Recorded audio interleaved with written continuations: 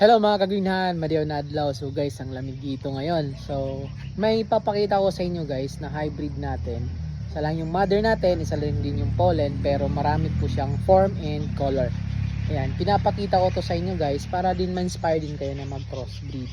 So ito na guys, papakita na natin sa inyo. Ito na sila mga kagrinhan, yan po sila. Yan.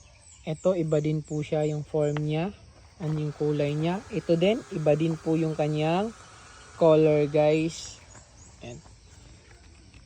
Yan yung kanilang, ito din iba din, magkapatid din to sila guys. Yan. And ito din magkapatid din po yan sila guys, another one. So ito po sila lahat, iisa lang po talaga yung mother niyan mga kagrinhan. So yan, marami po talagang mga pwede nating pagpilian kapag nagha-hybridize kayo. Pwede nyong i-keep yung mga gusto nyo, alin lang yung ibebenta nyo.